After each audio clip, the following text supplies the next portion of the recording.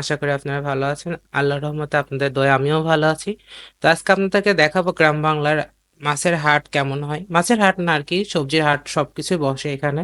তো চলে গেছিলাম বড়েছার হাটে আমি আমার বন্ধু। তো গিয়ে দেখি যে মাছের আজকে প্রচুর দাম ছিল।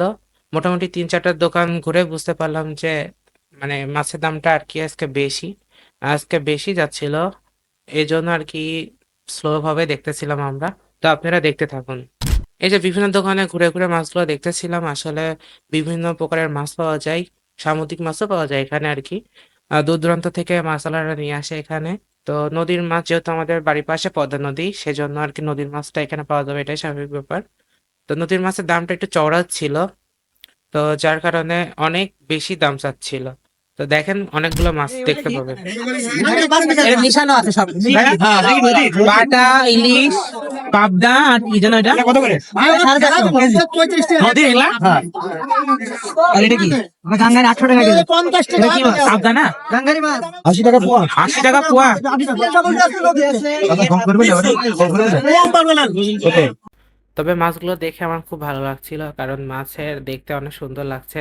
নদীর মাছ দেখতে বেশি ভালো লাগে কারণ ফ্রেশ হয়, নদীর পানি যেহেতু স্বচ্ছ, আর স্বচ্ছ মানে এর মাছ অনেক সুন্দর হয়। তো এখানে আমরা খসলা মাছ নিয়ে নিলাম, হাফ কেজি নিয়েছিলাম, 240 টাকা নিয়েছিল।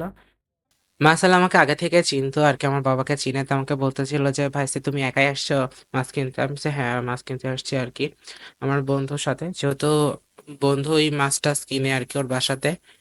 আমি আর সচরাচর সেভাবে বাজার করা হয় না, তো আমাকে বললো, তো আমিও বললাম যে ঠিক আছে। তো এখানে এসে জিলাপি খেতে চলে আসলাম, মানে গরম গরম জিলাপি দেখে আর কি মন খুবই টানছিল জিলাপির দিকে। তো ভাবলাম যে গরম গরম জিলাপি খেয়ে আসি, ওকে বলতেছিলাম যে চল জিলাপি খেয়ে আসি, তো বললো যে ঠিক আছে। মাছ কিছু কেনা হয়েছে, তো জিলাপি খাওয়া শেষ করে যে আবার মাছের দিকে চলে আসলাম। বড় বড় মাছ খুঁজতে ছিলাম আর কি।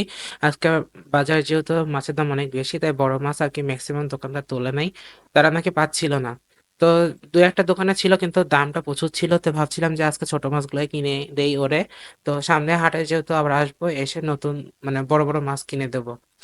তো তারপরেও বলতেছিল যে দু একটা হইলে আর কি এক সপ্তাহ চলা যেত, তো আমি বলতেছিলাম যে ছোট ছোট ললা মাছ ছিল তো নেওয়ার জন্য। তো বলছে ছিল যে ললা মাছ আর কি বাসার লোকজন খায় না, তো নিবে না।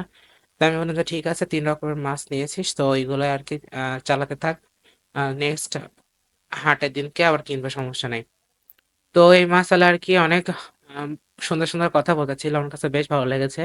আসলে উনি নদীর নিজে মাছ ধরে নিয়ে আসে আসলে, সেজন্য আমার কাছে খুবই বেশি ভালো লাগতেছিল যে আসলে তার নিজের হাতে মাছ মেরে আবার তিনি বিক্রি করতেছে।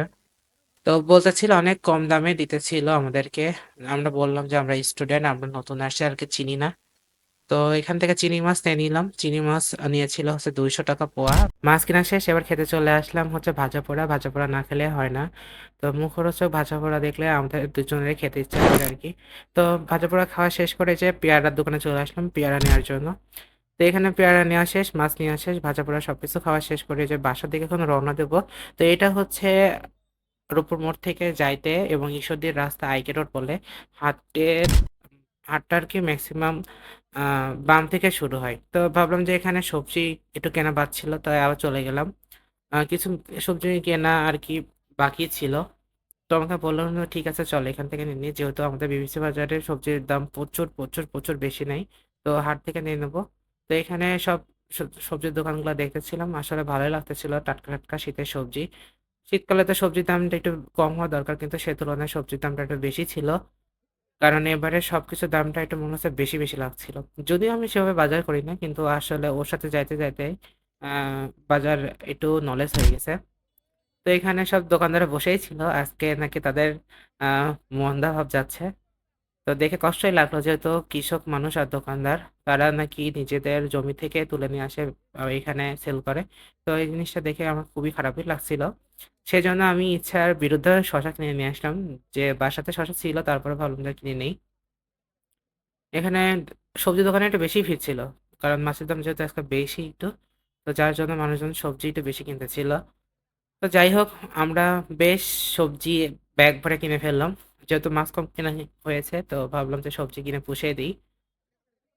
তো এখানে অনেক কিছু কেনা হয়েছিল, টমেটো খুঁজতেছিলাম, ভালো টমেটো ছিল না, তো খুঁজে খুঁজে সব দোকানে প্রায় একই রকম ছিল। তো একটা দোকানে মোটামুটি ভালোই পেয়েছিলাম। তো এখান থেকে নিয়ে নিয়েছিলাম।